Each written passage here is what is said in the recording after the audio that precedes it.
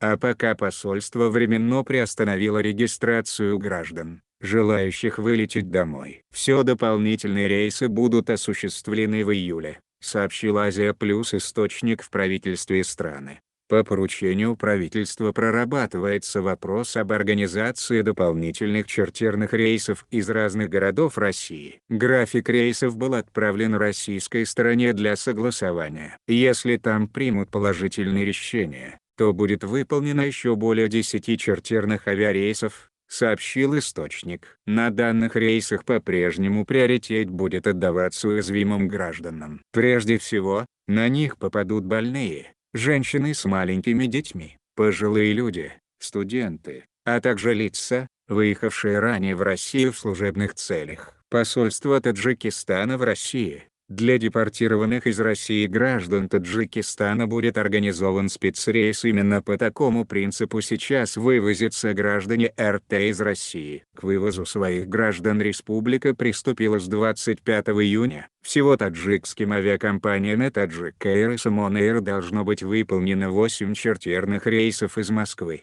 Санкт-Петербурга, Казани, Новосибирска и Екатеринбурга.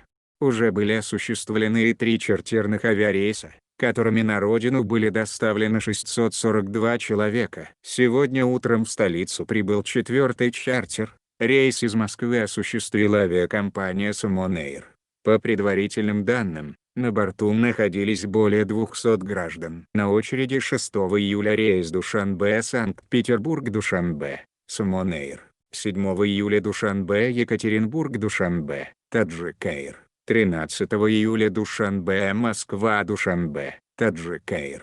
14 июля Душанбе-Москва-Душанбе, Samon Air. Попасть на авиарейсы можно строго по списку, который был сформирован в посольстве Таджикистана в Москве. Тем временем, посольство и генконсульство Таджикистана в России временно приостановили регистрацию граждан, желающих вылететь домой чартерными рейсами. Посольство это решение на своей странице в Facebook объяснило тем, что количество желающих вернуться в Таджикистан превышает количество мест на запланированных чартерных рейсах.